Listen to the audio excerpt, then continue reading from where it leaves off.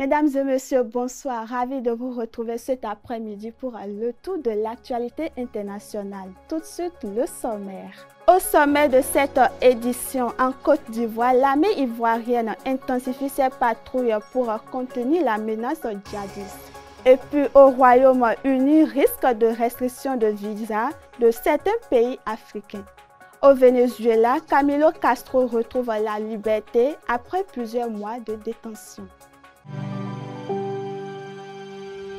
Tu viens d'avoir le bac ou tu veux te reconvertir dans un domaine d'avenir, faire le choix du numérique et rejoindre l'école supérieure d'administration, d'économie, de journalisme et des métiers de l'audiovisuel ESAE. De nouvelles filières sont disponibles dès cette rentrée: informatique et multimédia, informatique industrielle et maintenance, réseau informatique et télécommunications, système informatique et logiciel, sans oublier les filières initiales: administration générale, administration des finances, administration des affaires, sciences juridiques, sciences économiques, sciences de gestion, journalisme et métiers de l'audiovisuel. ESAE est disponible sur 4 sites: Cotonou-Bedroumendé, Cotonou-Akpakpa, Abomey-Calavi et Parakou. Pourquoi choisir l'ESAE? Des formations conçues pour le marché de l'emploi, des enseignants expérimentés et passionnés, des infrastructures modernes avec équipement de pointe, des opportunités de stage et d'emploi garanties. Les inscriptions sont en cours et les places sont limitées. Ne rate pas ta chance,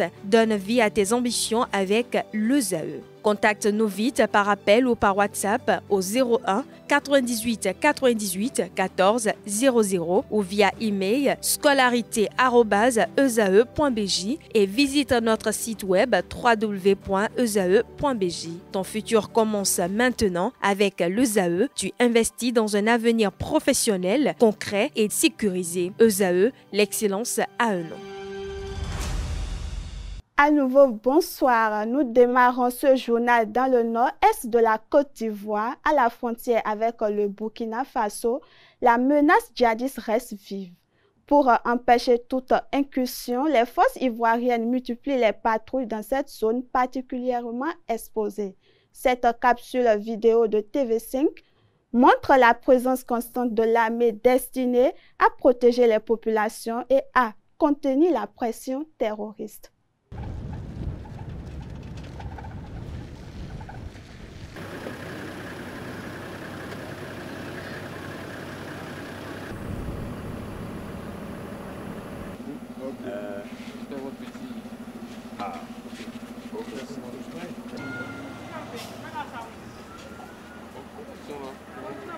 Il y avait un groupe djihadiste qui était venu ici pour nous encercler dans la mosquée pour que tout le monde n'a qu'à devenir djihadiste. Là, maintenant, quand on a traversé ce moment difficile là, le gouvernement a fait venir un camp ici pour nous sécuriser.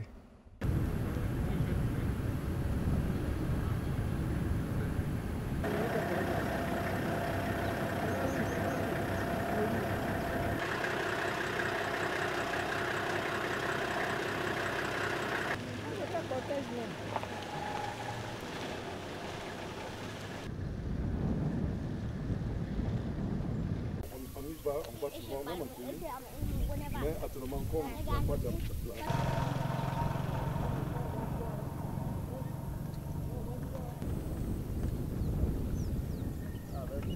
Ça va?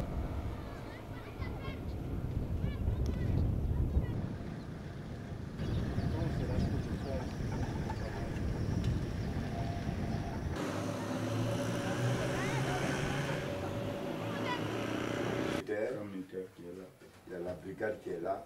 La tension entre la Côte d'Ivoire et puis le Burkina, ça c'est entre le gouvernement ivoirien et le gouvernement burkinabé. Nous, la population, nous n'avons rien à voir d'ici parce que nous sommes les mêmes peuples.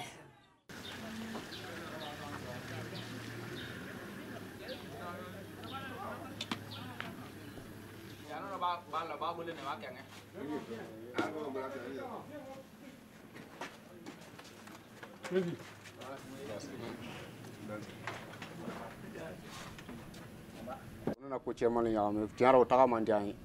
Parce que nana kana se yɔrɔ bi olu le bɛ ka a kɛra komi olu b'an ta la bi ala t'a bɔ ni kɔfɛ ara mɔgɔ min bɛ kɛ garde ala lo kɛ k'a fɔ ko ka bɔ an kɔrɔ n'o ka bɔ ne yɛrɛ ye dugu bila yan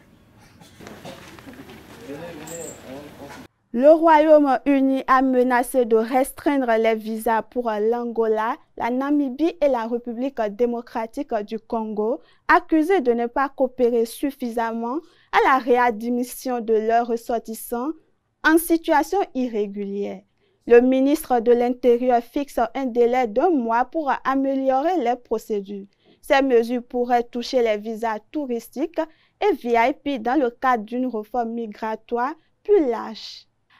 À Dunkerque, Greenpeace France a filmé le chargement d'une dizaine de conteneurs d'uranium sur le cargo Michael Jourdain en route vers Saint-Pétersbourg. Selon l'ONG, il s'agit du premier transport de ce type vers la Russie depuis plus de 3 ans.